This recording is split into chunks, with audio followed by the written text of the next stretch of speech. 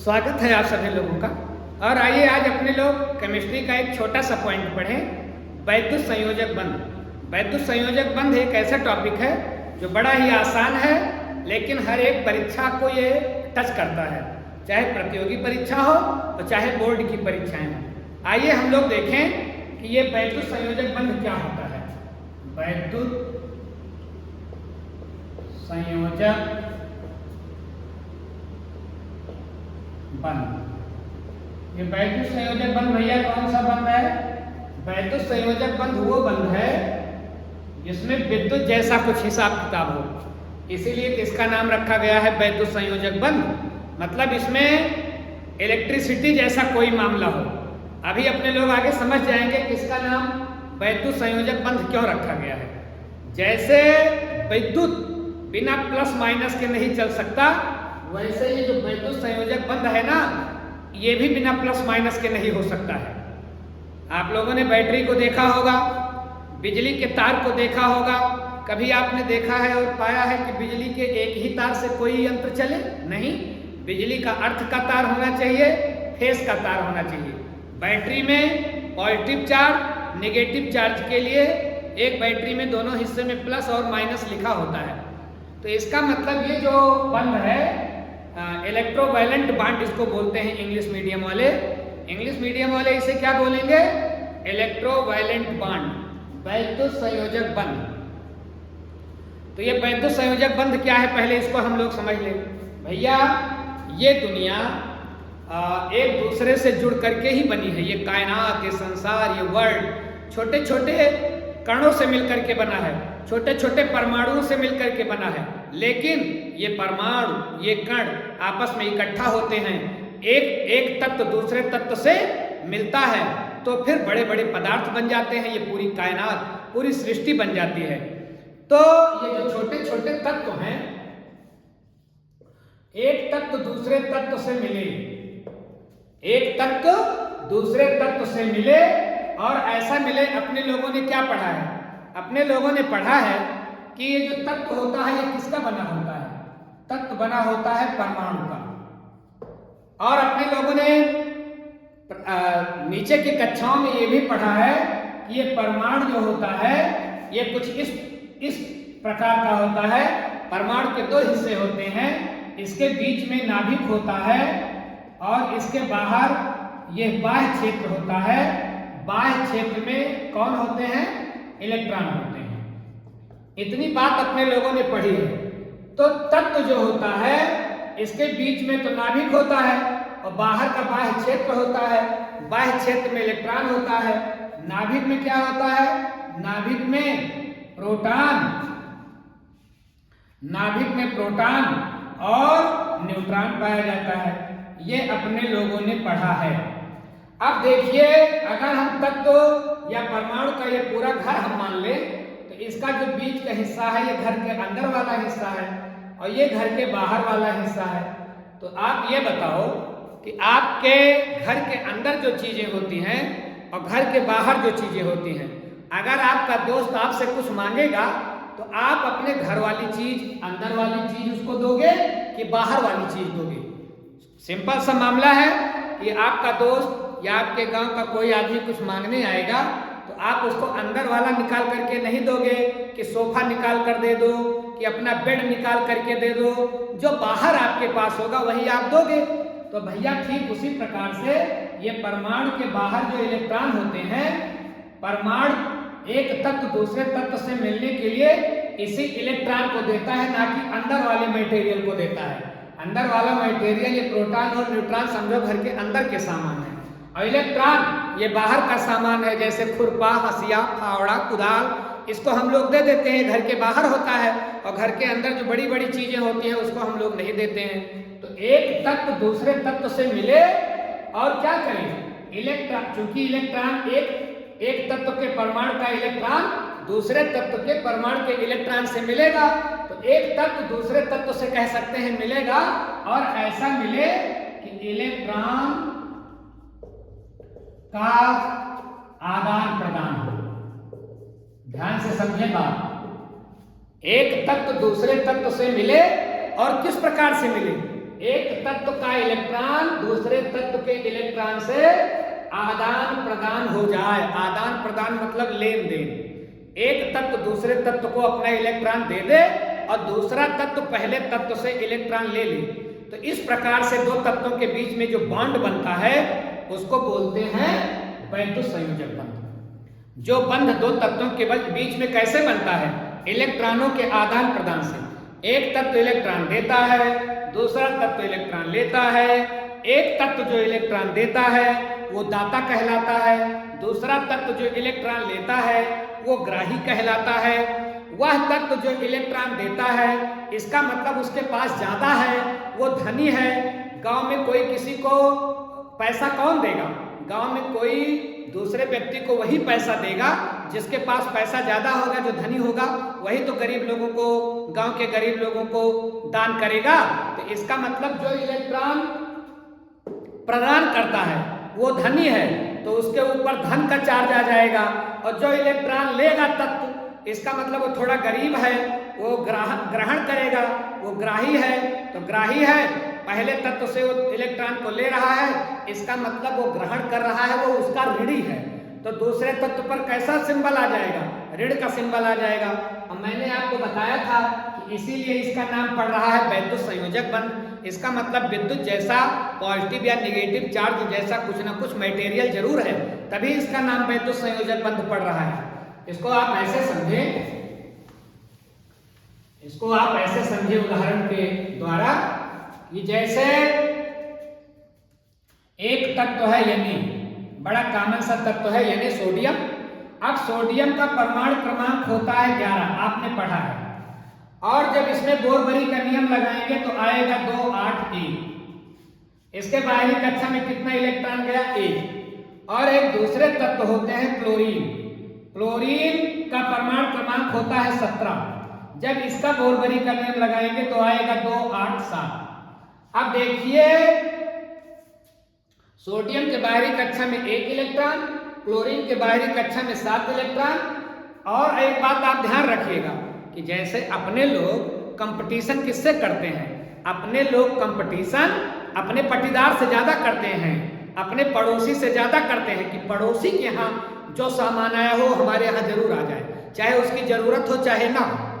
पड़ोसी के यहाँ कोई चीज है तो हमारे यहाँ जरूर हो जाए, उसके आगे हमारा सिर न झुके। तो हम लोग पड़ोसी से अपनी तुलना करते हैं। क्यों? क्योंकि हम लोग जिस तत्व के बने हैं ना, ये तत्व भी बड़े ऐसे ही गुण रखने वाले हैं। क्योंकि ये दुनिया किससे बनी है? इन्हीं 118 प्रकार के तत्वों से मिलकर के बनी है ये दुनिया। तो अगर हम लोग भी इन्हीं तत्वों से मिलकर के बने हैं तो जो गुण इन तत्वों में होगा वही गुण तो हमारे अंदर भी होगा। हम जिससे बनेंगे उसी का गुण तो हमारे अंदर होगा। तो भैया ये जो सोडियम होता है और जो क्लोरीन होता है, इनके बाहरी कक्षा में 1 इलेक्ट्रॉन है, इनके बाहरी कक्षा में 7 इलेक्ट्रॉन है। इतनी बात आप समझ रहे होंगे। अब होता क्या है कि ये जो सोडियम है ना, ये अपने वर्ग के आवर्त सारणी में वर्ग है, आवर्त है, तो उसकी चर्चा अपने लोग कभी बाद में कर लेंगे। तो सोडियम अपने वर्ग में जो अक्रिय गैस होती है उसकी पटीदारी करता है। सोचता है कि मेरा भी काम अक्रिय गैस जैसा हो जाए, मैं भी थोड़ा थाहे लग जाऊं, मुझे किसी से न लेना रहे न देना रहे, मेरे अंदर भी कुछ ऐसी चीज आ जाए कि सब चीजों से मैं परे हो जाऊं, जैसे अक्रिय गैस है। तो ये अपने वर्ग के अक्रिय गैस की नकल करता है, अपने वर्ग के अक्रिय गैस जैसा होना चाहता है। और यही हाल क्लोरीन का भी है। क्लोरीन भी अपने वर्ग के अक्रिय गैस जैसे परमाणु संरचना को प्राप्त करना चाहता है। तो भैया अपने वर्ग के, अपने पटीदार के परमाणु की संरचना को प्राप्त करने के लिए यह जरूरी है कि सोडियम अपना 1 इलेक्ट्रॉन दे दे तो उसके बाहरी कक्षा में 8 इलेक्ट्रॉन हो जाएंगे जो इसके पटीदार जैसा है, मतलब इसके वर्ग के अक्रिय गैस जैसा है। और इधर क्लोरीन मिस्टर को जरा देखिए, क्लोरीन अगर 1 इलेक्ट्रॉन कहीं से पा जाए तो इनके बाहरी कक्षा में 8 इलेक्ट्रॉन हो जाएगा। जब इनकी बाहरी कक्षा में 8 इलेक्ट्रॉन हो जाएगा तो क्लोरीन भी अपने पटीदार जैसा हो जाएगा, मतलब अपने वर्ग के अक्रिय गैस जैसा हो जाएगा। तो ये इलेक्ट्रॉन अपना इनको दे दें तो इनकी बाहरी कक्षा में कितना इलेक्ट्रॉन बचेगा? 8। और अगर ये क्लोरीन 1 इलेक्ट्रॉन ले ले तो बताइए इनके बाहरी कक्षा में कितना इलेक्ट्रॉन हो जाएगा? 8। तो 8 इनका भी कंप्लीट हो जाएगा, 8 इनका भी कंप्लीट हो जाएगा। और ये 8 बाहरी कक्षा में होना, ये इनके वर्ग के अक्रिय तत्व के परमाणु संरचना के प्राप्त होने जैसा है। तो 8 होने के लिए ये बेचैन रहते हैं। ये तत्व सोडियम और क्लोरीन, ये दोनों अपने बाहरी कक्षा में कितने इलेक्ट्रॉन चाहते हैं? 8 हो जाए इसके लिए बेचैन दौड़ते रहते हैं जब तक सोडियम से कोई एक लेने वाला नहीं मिल जाता और क्लोरीन को कोई एक देने वाला नहीं मिल जाता। जैसे सोडियम और क्लोरीन एक दूसरे को देखते हैं, कहते हैं भैया प्लीज, सोडियम कहता है यार तुम मेरा एक इलेक्ट्रॉन ले लो, आप मेरा एक इलेक्ट्रॉन ले लोगे तो मैं शांत हो जाऊंगा। और क्लोरीन कहता है यार ये तो बड़ा अच्छा है, आप मुझे एक इलेक्ट्रॉन दे दो तो मैं शांत हो जाऊंगा। तो सोडियम ने क्या किया, अपना एक इलेक्ट्रॉन क्लोरीन को दिया, इसलिए सोडियम के ऊपर कैसा चार्ज लगेगा? इसका मतलब ये धनी है। हाँ, 8 से 1 इसका बढ़ रहा है, इसका मतलब ये धनी है। धनी है, इसने एक इलेक्ट्रॉन इनको दिया। एक इलेक्ट्रॉन दिया तो इनके ऊपर क्या आ जाएगा? एक प्लस चार्ज, मतलब एक इलेक्ट्रॉन दिया है। और ध्यान रखिएगा, अगर आप किसी तत्व के ऊपर प्लस या माइनस दिखाई पड़े तो आप समझ जाएं, अगर एक प्लस दिखाई पड़ रहा है तो आप क्विक समझ जाएं कि इसका मतलब इसने, ये धनी है और इसने किसी को एक इलेक्ट्रॉन दे दिया है। और क्लोरीन चूंकि सोडियम से एक इलेक्ट्रॉन ले लेगा तो क्लोरीन क्या होगा? क्लोरीन ऋणी हो जाएगा। ये एक इलेक्ट्रॉन ले लेगा सोडियम से, तो इसके ऊपर एक ऋण का चिन्ह आ जाएगा। ये दिखा रहा है कि मैं तुम्हारा एक इलेक्ट्रॉन का ऋणी हूं।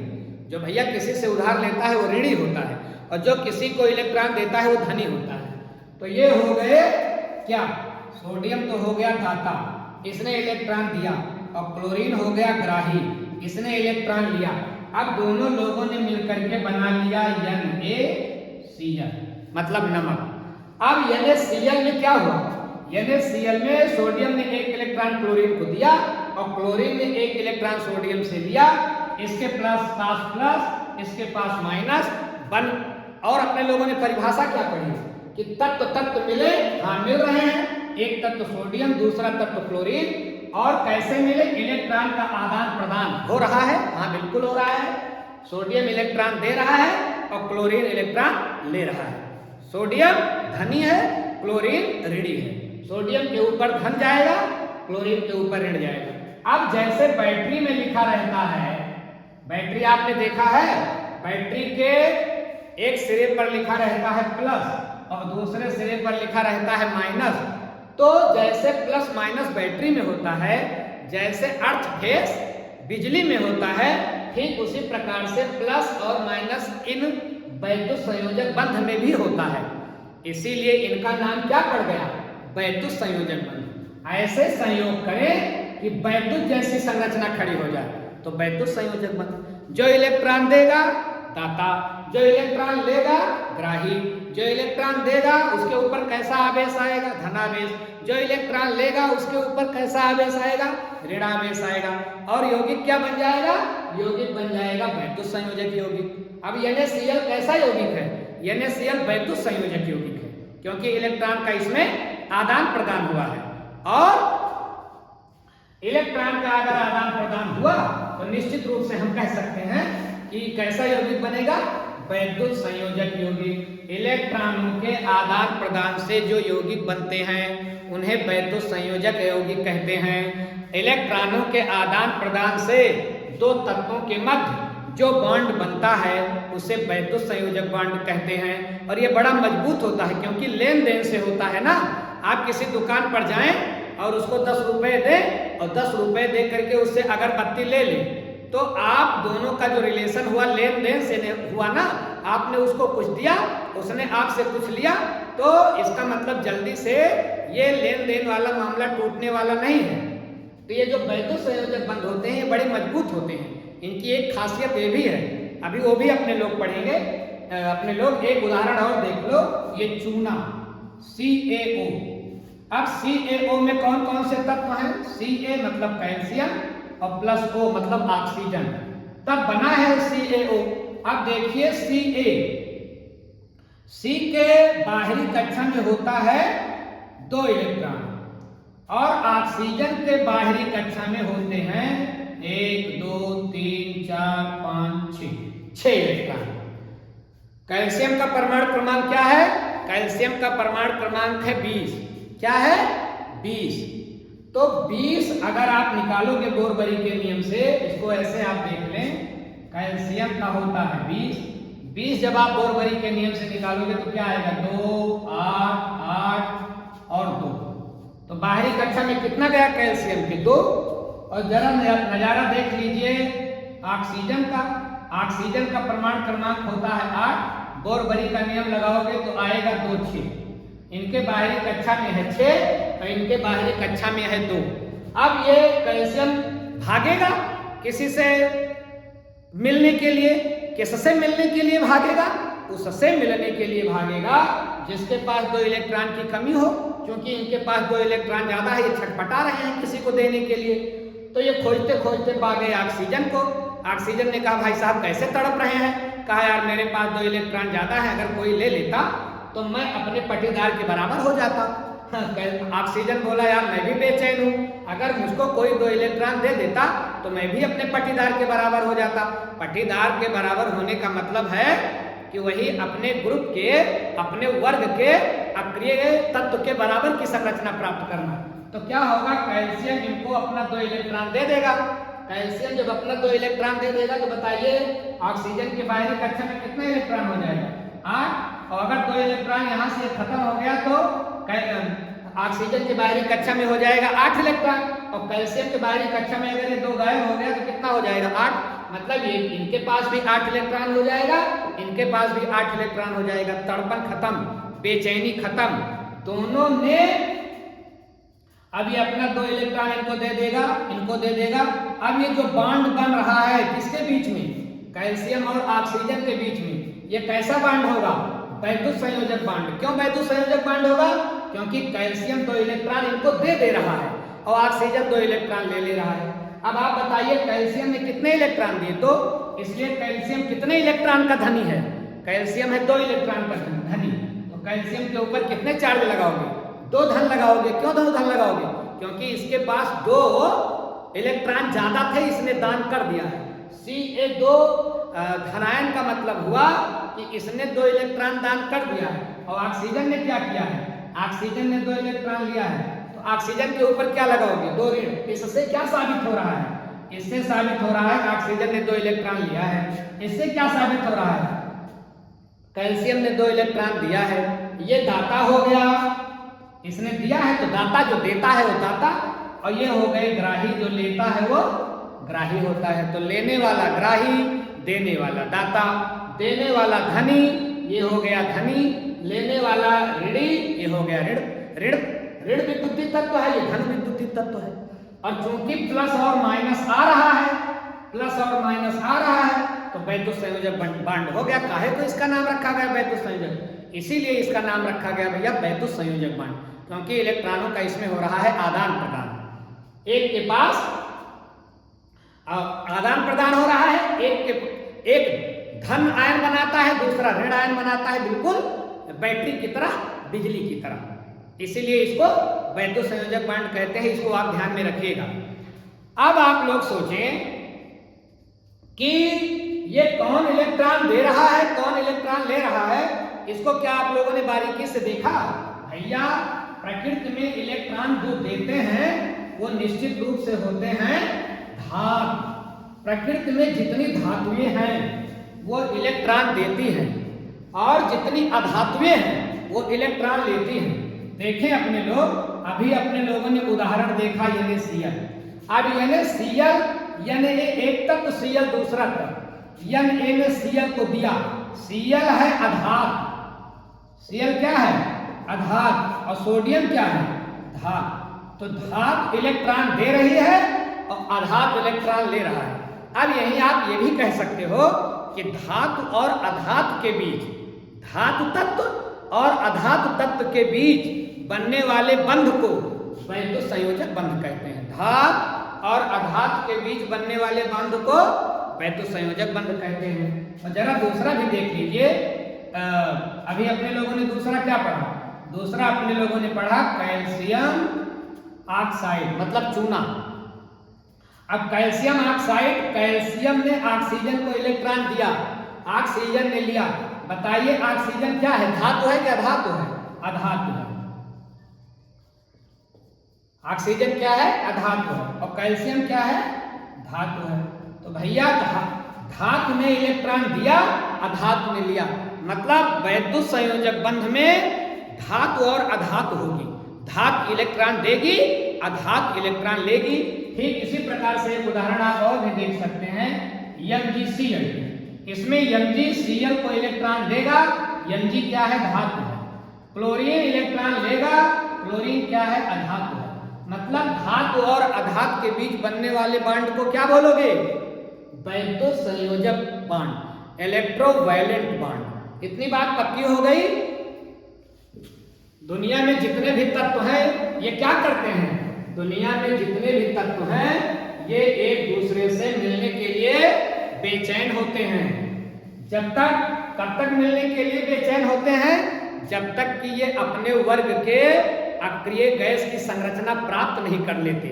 या मोटे तौर पर आप कह सकते हैं कि एक तत्व दूसरे तत्व से मिलने के लिए तब तक बेचैन रहता है जब तक कि उसकी बाहरी कक्षा में 8 इलेक्ट्रॉन नहीं हो जाता। 8 इलेक्ट्रॉन हो जाता है, थाहे लग जाता है। जैसे आदमी के पास कुछ मूलभूत आवश्यकताओं की पूर्ति हो जाती है तो आदमी थोड़ा थाहे लग जाता है। वैसे मानो कि खोपड़ी कभी भरती नहीं है, कुछ और चाहिए, कुछ और चाहिए, कुछ और चाहिए। लेकिन एक ऐसी स्थिति आती है कि आदमी कहता है चलो यार काम चलाने भर का हो गया। ये काम चलाने भर का मतलब हम लोग उसी तत्व से बने हैं जिन तत्वों से ये दुनिया बनी है। तो जो उन तत्वों का गुण है वही हम लोगों का गुण है। अब आइए अपने लोग देख लें कि ये वैद्युत संयोजक बंध के लक्षण क्या होते हैं, इनकी विशेषता क्या है। तो पहली बात तो ये जान लें कि ये मजबूत होते हैं। जैसा कि मैंने अभी आपको बताया कि लेन देन से जो काम होता है, आप किसी से कोई चीज उधार मांगिए, तो कोई चीज अगर आप उधार मांगोगे तो वो बंदा जब भी आपको नीचा दिखाना होगा तो अपना उधार दिया हुआ सामान तब मांगेगा जब तुम्हारे यहाँ खचाखच मामला भरा रहेगा। जैसे मान लीजिए आपके यहाँ कोई प्रोग्राम पड़ा, और आप अपने बगल वाले व्यक्ति की कुर्सी मांग कर लाए हो और दरवाजे पर सजाए हो, और जैसे आपके यहाँ मेहमान आना शुरू होंगे तैसे पट्टीदरवा पहुंचेगा अपनी कुर्सी मांगने के लिए। ए भैया हमारे यहाँ एक जने आए हैं, दे देता है यार कुर्सियाँ, ताकि तोहरी यहाँ जो मेहमान आवा है वो जान लिए कुर्सियाँ वो नहीं गया है।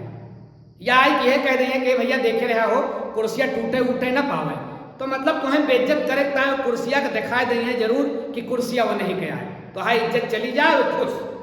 तो ये जो उधारी का मामला होता है ज्यादा देर टिकता नहीं, तो गुस्सा ही जावा उनके कुर्सी ले जाए कहीं क्यों मत लिया यार अपन तो कुर्सी 2 रुपया कुर्सी दे, लाखों की इज्जत तो हमारे तो माटी मिला जा, ऐसा होता है ना। लेकिन अगर वही चीज आप उनको पैसा दे करके लो कि लिया अपन कुर्सी हमें दिया और 500 रुपया लिया, 500 रुपया दे लिया, कुर्सी हमें दिया, तो फिर लेन देन से हुआ ना, फिर आकर के वो आपको बेइज्जत नहीं कर सकते। तो निश्चित रूप से लेन देन से जो सामाजिक रिश्ते भी बनते हैं ज्यादा मजबूत होते हैं, उधारी के रिश्ते कम मजबूत होते हैं। तो ये वैद्युत संयोजक बंध किससे बनता है? वैद्युत संयोजक बंध इलेक्ट्रॉनों के आदान प्रदान से बनता है, लेन देन से बनता है। इसलिए क्या होता है, ये बड़े मजबूत होते हैं। दूसरा, ऐसे तत्वों का क्वथनांक, अच्छा बताइए ऐसे तत्व को उबालना आसान रहेगा जो मजबूत बने हैं, ऐसे यौगिकों को उबाल पाओगे तो इनका क्वथनांक और गलनांक समझ रहे हो, जिस ताप पर ये गलेंगे और जिस ताप पर ये उबलेंगे वो क्वथनांक है, जिस ताप पर ये गल जाएंगे वो गलनांक है। तो जल्दी से गलेंगे और जल्दी से उबलेंगे नहीं उबलेंगे, क्योंकि फेविकोल वाला मजबूत जोड़ लगा है, इलेक्ट्रॉनों का आदान प्रदान हुआ है, ये जल्दी से टूटेगा नहीं। तो गलनांक और क्वथनांक क्या होता है? उच्च होता है। ये बात कंफर्म हो गई।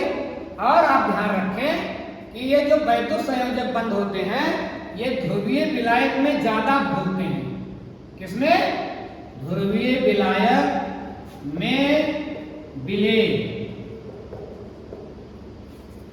ये वैद्युत संयोजक बंध के जो यौगिक होते हैं ये ध्रुवीय विलायक में ज्यादा घुलते हैं। अब बोलोगे आप ध्रुवीय विलायक क्या है? तो भैया ध्रुवीय विलायक वो विलायक है कि जिस विलायक में पॉजिटिव और नेगेटिव चार्ज हो, जैसे H2O, H2O को जब हम अलग करेंगे तो H और O का मिल करके ये बना है, तो H धन आयन और OH ऋण आयन, यही निकल कर आएगा।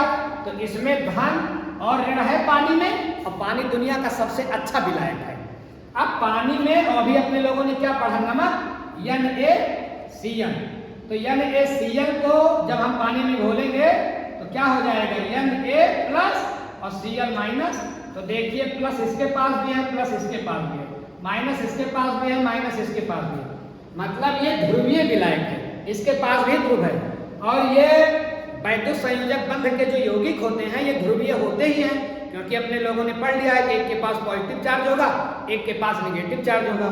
तो ये पॉजिटिव नेगेटिव वाले उस विलायक में ज्यादा घुलते हैं जिस विलायक के पास पॉजिटिव और नेगेटिव चार्ज होता है। ये बात समझ गए, ये किसमें ज्यादा विलय होते हैं, ध्रुवीय विलायक में विलय होते हैं। और ध्यान रखें एक विशेषता इनकी ये भी है वैद्युत संयोजक बांड के यौगिकों की, कि ये जो होते हैं इनके जलीय विलयन में विद्युत धारा प्रवाहित होती है। ये इनका जलीय विलयन विद्युत धारा का सुचालक होता है। मतलब अगर इनके पानी को नमक में घोल दिया जाए और उसमें विद्युत धारा प्रवाहित की जाए तो विद्युत धारा बहुत बढ़िया से प्रवाहित होगी। क्यों? क्योंकि उसके पास मुक्त आयन होंगे ना, Na+Cl- मुक्त आयन होंगे ना, तो ये जो Na+ आयन है ये उस पानी को क्या करेगा, ज्यादा विद्युत धारा का सुचालक बना देगा। तो ये कुछ खासियत है वैद्युत संयोजक यौगिकों की। वैद्युत संयोजक बंध कब बनेगा, दो तत्वों के बीच इलेक्ट्रॉनों के आदान प्रदान से। वैद्युत संयोजक बंध से बने हुए यौगिक क्या कहलाएंगे, वैद्युत संयोजक यौगिक कहलाएंगे। वैद्युत संयोजक यौगिक की क्या खासियत है ये अपने लोगों ने देख लिया। तो मुझे लगता है कि आप समझ गए होंगे कि वैद्युत संयोजक बांड क्या है। दो तत्व ऐसे मिले आपस में कि इलेक्ट्रॉनों का आदान प्रदान हो, वैद्युत संयोजक बंध हो जाएगा। एक बात और आप लोग ध्यान रखिएगा कि वैद्युत संयोजक बंध में जो तत्व जितने इलेक्ट्रॉन देता है या दूसरा तत्व तीसरा इलेक्ट्रॉन लेता है, जैसे सोडियम ने एक इलेक्ट्रॉन दिया और क्लोरीन ने एक इलेक्ट्रॉन लिया, यही अपने लोगों ने पढ़ा है। तो भैया सोडियम ने एक इलेक्ट्रॉन दिया इसलिए सोडियम की संयोजकता 1 होगी, और क्लोरीन ने एक इलेक्ट्रॉन लिया, क्लोरीन की संयोजकता भी 1 होगी। इसकी संयोजकता धन 1 होगी, इसकी संयोजकता ऋण 1 होगी। तो जितना इलेक्ट्रॉन कोई तत्व देता है वही उसकी संयोजकता है, या जितना इलेक्ट्रॉन कोई तत्व लेता है वही उसकी संयोजकता भी कहलाती है। तो सोडियम एक इलेक्ट्रॉन देगा, सोडियम की संयोजकता धन 1, क्लोरीन एक इलेक्ट्रॉन लेगा, क्लोरीन की संयोजकता ऋण है। कैल्शियम अभी अपने लोगों ने पढ़ा, कैल्शियम ने 2 इलेक्ट्रॉन दिया तो कैल्शियम की संयोजकता धन 2, और ऑक्सीजन ने 2 इलेक्ट्रॉन लिया तो ऑक्सीजन की संयोजकता ऋण 2। तो इलेक्ट्रॉन जितने आदान प्रदान होते हैं वही उनकी संयोजकता भी कहलाती है। तो पूरी तरह से आप इसको समझ गए होंगे। ऐसे ही बिंदुओं के साथ आगे भी मिलेंगे।